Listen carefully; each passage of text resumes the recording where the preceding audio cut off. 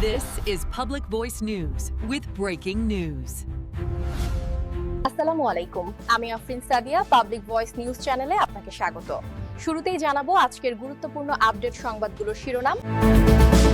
দীর্ঘদিনের বিরোধের জেরে বিএনপি নেতাকে হত্যা। কুমিল্লার বুড়িচং উপজেলার শঙ্কুচাইল এলাকায় পাওনা টাকা নিয়ে দ্বন্দ্বের জেরে রমিজউদ্দিন ৫০ নামে এক বিএনপি নেতাকে কাঁচি দিয়ে আঘাত করে হত্যার অভিযোগ উঠেছে।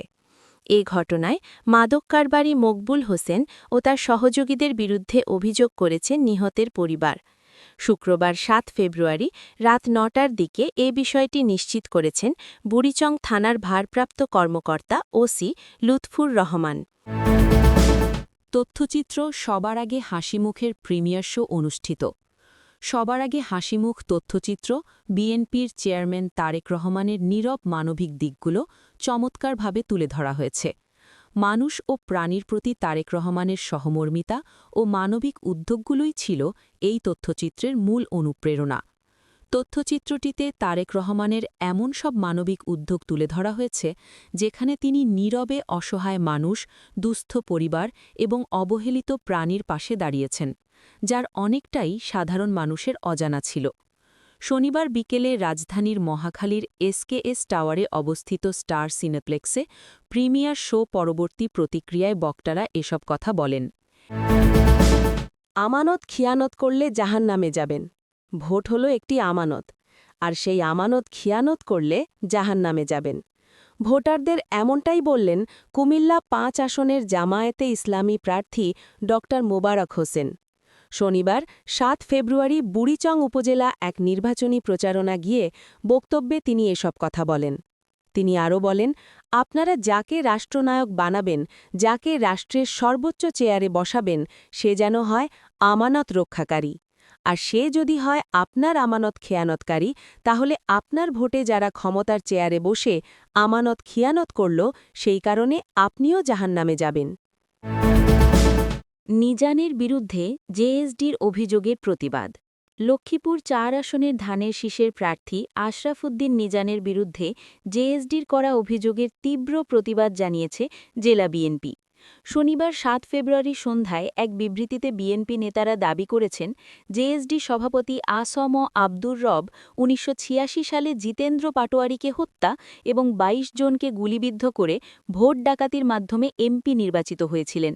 শনিবার সকালে লক্ষ্মীপুর প্রেস ক্লাবে জাতীয় সমাজতান্ত্রিক দল জেএসডি লক্ষ্মীপুর জেলা শাখার সাধারণ সম্পাদক সৈয়দ বেলায়েত হোসেন এক সংবাদ সম্মেলন করেন।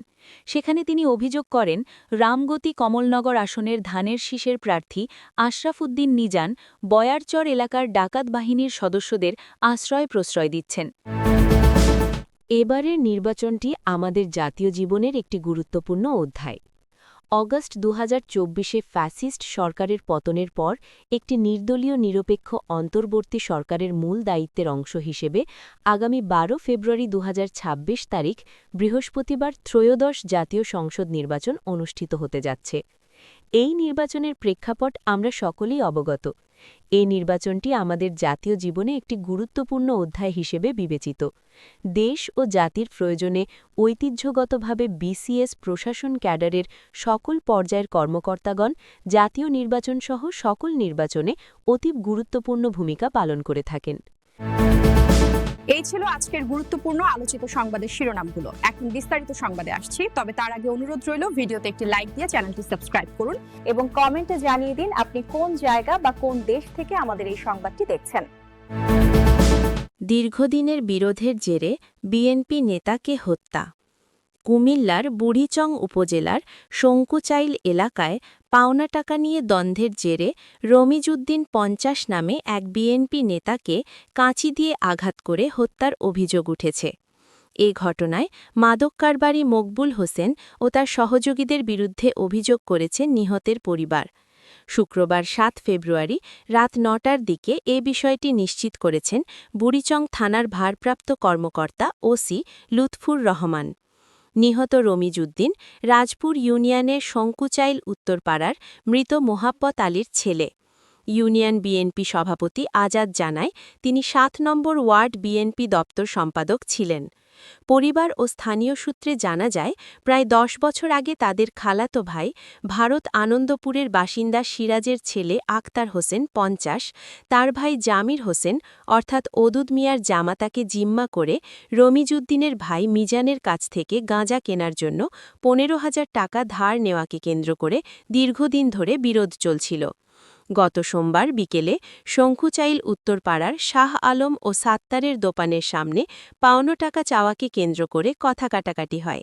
এক পর্যায়ে হাতাহাতির সময় রমিজউদ্দিন বিষয়টি মীমাংসা করতে এগিয়ে গেলে একই এলাকার হাশেমের ছেলে মাদক কারবারি মকবুল হোসেন তাকে কাঁচি দিয়ে পেটে ও শরীরের বিভিন্ন স্থানে আঘাত করে। এতে তিনি গুরুতর আহত হন। রমিজউদ্দিন বোন খোরশেদা বেগম খুশো জানায়, প্রথমে তাকে কুমিল্লা মেডিকেল কলেজ হাসপাতালে নেওয়া হয়। অবস্থার অবনতি হলে ঢাকা মেডিকেল কলেজ হাসপাতালে স্থানান্তর করা হয়। এই ঘটনায় পুলিশ ঘটনাস্থলে গিয়ে মকবুলের স্ত্রী সোজেনা আক্তার ও নিহতের ভাই মিজানকে জিজ্ঞাসাবাদের জন্য আটক করে থানায় নিয়ে যায়। নিহতের ভাই আব্দুল সাত্তার অভিযোগ করেন, এ হত্যাকাণ্ডে জড়িত একই এলাকার হাশেমের ছেলে মকবুল হোসেন মাদক ব্যবসায়ী, সিরাজের ছেলে জামির হোসেন মাদক ব্যবসায়ী, নিহতের আপন ভাই মিজান, শহীদ মিয়ার ছেলে জামাল মাদক ব্যবসায়ী, আনোয়ারার ছেলে সুমন মাদক ব্যবসায়ী, সন্তোষ দাসের ছেলে সুমন দাস মাদক ব্যবসায়ী সহ অজ্ঞাত কয়েকজন। তারাই আমার ভাইকে খারাপ বানিয়েছে এবং হত্যা করেছে। পরিবার ও স্থানীয় জেসমিন আক্তার এবং মানোয়ারা জানায়, শনিবার রমিজউদ্দিনের লাশ হাসপাতাল থেকে বাড়িতে আনা হবে এবং বিকেলে জানাজা শেষে পারিবারিক কবরস্থানে দাফন করা হবে। নিহত ব্যক্তির স্ত্রী ও ৩ ছেলে রয়েছে। তাদের দ্রুত গ্রেফতার ও দৃষ্টান্তমূলক শাস্তির দাবি জানিয়েছেন পরিবার ও স্থানীয়রা। এ ঘটনার পর এলাকায় উত্তেজনা বিরাজ করছে। নিহত রমিজউদ্দিনের স্ত্রী ও ৩ ছেলে রয়েছে। বুড়িচং থানার ওসি লুৎফুর রহমান যুগান্তরকে বলেন, রমিজউদ্দিনের হত্যার ঘটনায় একটি লিখিত অভিযোগ পেয়েছি। আইনি প্রক্রিয়া চলমান রয়েছে। তদন্ত শেষে বিস্তারিত জানানো হবে।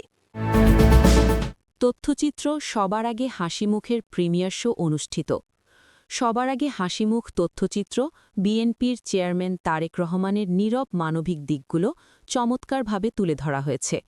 মানুষ ও প্রাণীর প্রতি তারেক রহমানের সহমর্মিতা ও মানবিক উদ্যোগগুলোই ছিল এই তথ্যচিত্রের মূল অনুপ্রেরণা। তথ্যচিত্রটিতে তারেক রহমানের এমন সব মানবিক উদ্যোগ তুলে ধরা হয়েছে, যেখানে তিনি নীরবে অসহায় মানুষ, দুস্থ পরিবার এবং অবহেলিত প্রাণীর পাশে দাঁড়িয়েছেন, যার অনেকটাই সাধারণ মানুষের অজানা ছিল। শনিবার বিকেলে রাজধানীর মহাখালীর এসকেএস টাওয়ারে অবস্থিত স্টার সিনেপ্লেক্সে প্রিমিয়ার শো পরবর্তী প্রতিক্রিয়ায় বক্তারা এসব কথা বলেন।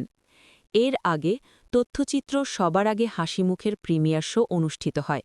দর্শকরা দেখে আবেগতাড়িত হয়ে যান। বিএনপি চেয়ারম্যান তারেক রহমানকে নিয়ে এই প্রথম নির্মিত তথ্যচিত্র সবার আগে হাসিমুখ, যা নির্মাণ করেছেন জুবায়ের বাবু।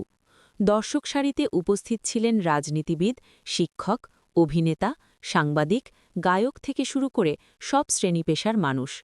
অনুষ্ঠানে প্রধান অতিথির বক্তব্যে বিএনপির জাতীয় স্থায়ী কমিটির সদস্য ও বিএনপির কেন্দ্রীয় নির্বাচন পরিচালনা কমিটির চেয়ারম্যান নজরুল ইসলাম খান বলেন, তারেক রহমান যে বছরের পর বছর এভাবে মানুষের জন্য, প্রাণীর জন্য কাজ করে যাচ্ছেন, সেটা জানাই ছিল না।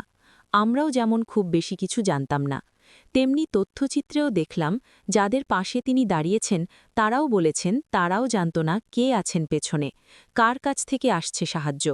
মানুষ ও প্রাণীর কল্যাণে তার অবদান কখনো প্রচারের আলো খোঁজেনি। এই তথ্যচিত্র সেই নীরব মানবিক দিকটিকেই তুলে ধরেছে। বিএনপির চেয়ারম্যানের উপদেষ্টা কাউন্সিলের সদস্য ও কেন্দ্রীয় নির্বাচন পরিচালনা কমিটির প্রধান সমন্বয়ক মোহাম্মদ ইসমাইল জবিউল্লাহ বলেন, আমার ধারণাই ছিল না ঠিক কী দেখতে এসেছি। রাজনৈতিক কোনো বিষয় নিয়ে হয়তো তথ্যচিত্রটি দেখে পুরো ব্যাপারটা বুঝতে পারলাম, বিস্মিতও হলাম। এখানে জনাব তারেক রহমানের অজানা মানবিক দিক উঠে এসেছে। বিএনপির কেন্দ্রীয় নির্বাচন পরিচালনা কমিটির সদস্য ও তথ্যচিত্রটির নির্মাতা জুবায়ের বাবু বলেন, সবার আগে হাসিমুখ কোনো রাজনৈতিক প্রোপাগান্ডা নয়, এটি একজন মানুষের গল্প, যিনি রাজনীতির ব্যস্ততার বাইরে থেকেও অসংখ্য মানুষের মুখে হাসি ফোটাতে কাজ করে গেছেন নিভৃতে। মানুষ ও প্রাণীর প্রতি তারেক রহমানের সহমর্মিতা ও মানবিক উদ্যোগগুলোই ছিল এই তথ্যচিত্রের মূল অনুপ্রেরণা। তথ্যচিত্রটিতে তারেক রহমানের এমন সব মানবিক উদ্যোগ তুলে ধরা হয়েছে যেখানে তিনি নীরবে অসহায় মানুষ, দুস্থ পরিবার এবং অবহেলিত প্রাণীর পাশে দাঁড়িয়েছেন, যার অনেকটাই সাধারণ মানুষের অজানা ছিল। অনুষ্ঠানে উপস্থিত অতিথিবৃন্দ তথ্যচিত্রটির নির্মাণশৈলী ও বিষয়বস্তুর প্রশংসা করেন এবং এটিকে সময়োপযোগী ও গুরুত্বপূর্ণ একটি দলিল হিসেবে উল্লেখ করেন। প্রিমিয়ার শো শেষে অতিথিরা তথ্যচিত্রটির নির্মাণশৈলী ও বিষয়বস্তুর প্রশংসা করেন এবং এটিকে ভবিষ্যৎ প্রজন্মের জন্য একটি গুরুত্বপূর্ণ দলিল হিসেবে আখ্যায়িত করেন। আমানত খিয়ানত করলে জাহান্নামে যাবেন। ভোট হলো একটি আমানত, আর সেই আমানত খিয়ানত করলে জাহান্নামে যাবেন। ভোটারদের এমনটাই বললেন কুমিল্লা ৫ আসনের জামায়াতে ইসলামী প্রার্থী ড মোবারক হোসেন। শনিবার ৭ ফেব্রুয়ারি বুড়িচং উপজেলা এক নির্বাচনী প্রচারণা গিয়ে বক্তব্যে তিনি এসব কথা বলেন। তিনি আরও বলেন, আপনারা যাকে রাষ্ট্রনায়ক বানাবেন, যাকে রাষ্ট্রের সর্বোচ্চ চেয়ারে বসাবেন, সে যেন হয় আমানত রক্ষাকারী। আর সে যদি হয় আপনার আমানত খেয়ানতকারী, তাহলে আপনার ভোটে যারা ক্ষমতার চেয়ারে বসে আমানত খিয়ানত করল, সেই কারণে আপনিও জাহান্নামে যাবেন। যারা হাওয়া ভবন খুলেছিল তাদের কথা কি আপনারা ভুলে গেছেন, নাকি যারা দেশের মানুষের আমানতের টাকা মেরে খায় তারা ক্ষমতায় আসলে আপনার আমার টাকাও মেরে খাবে? আপনার ব্যাংকে রাখা টাকা আমানত খিয়ানত করতে সেই সুযোগ আপনারা দেবেন না। আগামী দিনে যদি কোনো দুর্নীতিবাজ ক্ষমতার সর্বোচ্চ চেয়ারে বসে, তাহলে তারা আবার দুর্নীতি করবে, আপনার আমার টাকা মেরে খাবে। ভোট হলো আপনার আমার একটা আমানত, সেই আমানত খিয়ানত করে জাহান্নামের বাসিন্দা হবেন না। যোগ্য সৎ আমানতকারীদেরকে ভোট দেবেন। তিনি আরও বলেন, ৫ অগাস্টের পর আপনারা জানেন কারা ভারতের বর্ডার পর্যন্ত গিয়েছে, কি করেছে, তাদের কার সাথে আত্মীয়তা, বন্ধুত্বপূর্ণ সম্পর্ক, কারা বাংলাদেশ দুর্নীতিতে বারবার চ্যাম্পিয়ন হয়েছে আপনারা জানেন। আবারও যদি আপনারা সেই ভুল করেন, তাহলে আপনাদের কারণে আপনারা ক্ষতিগ্রস্ত হবেন। বাংলাদেশ জামায়াতে ইসলামী ক্ষমতায় আসলে দুর্নীতি হবে না এই দেশে, কারও আমানত খেয়ানত হবে না, আমি কথা দিলাম। চাঁদাবাজি, টেন্ডারবাজি, মাদক কারবারি থাকবে না। দাড়িপাল্লায় ভোট দিলে এই দুনিয়ায় কিছু পাবেন, আখেরাতেও কিছু পাবেন। নিজানের বিরুদ্ধে জেএসডির অভিযোগের প্রতিবাদ। লক্ষ্মীপুর ৪ আসনের ধানের শীষের প্রার্থী আশরাফুদ্দিন নিজানের বিরুদ্ধে জেএসডির করা অভিযোগের তীব্র প্রতিবাদ জানিয়েছে জেলা বিএনপি। শনিবার ৭ ফেব্রুয়ারি সন্ধ্যায় এক বিবৃতিতে বিএনপি নেতারা দাবি করেছেন, জেএসডি সভাপতি আসম আব্দুর রব ১৯৮৬ সালে জিতেন্দ্র পাটোয়ারিকে হত্যা এবং ২২ জনকে গুলিবিদ্ধ করে ভোট ডাকাতির মাধ্যমে এমপি নির্বাচিত হয়েছিলেন। শনিবার সকালে লক্ষ্মীপুর প্রেস ক্লাবে জাতীয় সমাজতান্ত্রিক দল জেএসডি লক্ষ্মীপুর জেলা শাখার সাধারণ সম্পাদক সৈয়দ বেলায়েত হোসেন এক সংবাদ সম্মেলন করেন। সেখানে তিনি অভিযোগ করেন, রামগতি কমলনগর আসনের ধানের শীষের প্রার্থী আশরাফুদ্দিন নিজান বয়ারচর এলাকার ডাকাত বাহিনীর সদস্যদের আশ্রয় প্রশ্রয় দিচ্ছেন। বিশেষ করে ফরিদ মেম্বারকে ডাকাত আখ্যা দিয়ে তিনি নিজানের বিরুদ্ধে সন্ত্রাসীদের মদত দেওয়ার অভিযোগ তোলেন। সংবাদ সম্মেলনে জেএসডি নেতার এমন বক্তব্যের পরপরই লক্ষ্মীপুর জেলা বিএনপির পক্ষ থেকে একটি কড়া প্রতিবাদ লিপি পাঠানো হয়। জেলা বিএনপির সদস্য সচিব শাহাবুদ্দিন সাবু ও যুগ্ম আহ্বায়ক অ্যাডভোকেট হাসিবুর রহমান স্বাক্ষরিত ওই বিবৃতিতে বলা হয়, জেএসডি নেতৃবৃন্দের বক্তব্য সম্পূর্ণ মিথ্যা, বানোয়াট এবং উদ্দেশ্যপ্রণোদিত।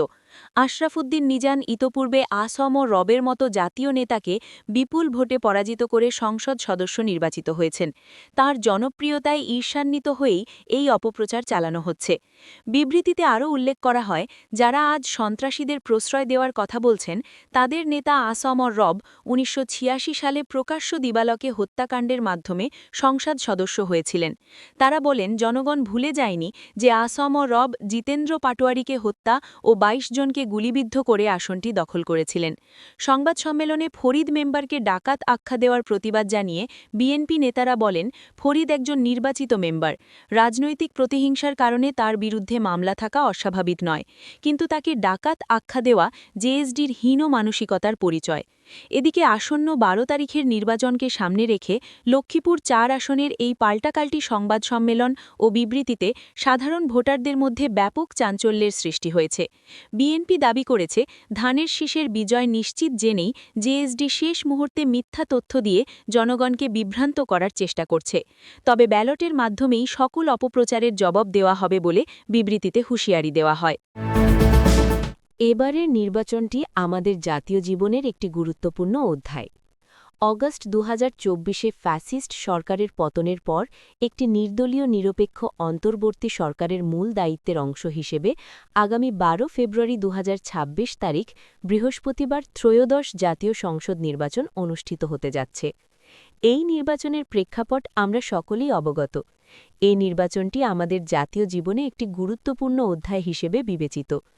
দেশ ও জাতির প্রয়োজনে ঐতিহ্যগতভাবে বিসিএস প্রশাসন ক্যাডারের সকল পর্যায়ের কর্মকর্তাগণ জাতীয় নির্বাচনসহ সকল নির্বাচনে অতি গুরুত্বপূর্ণ ভূমিকা পালন করে থাকেন।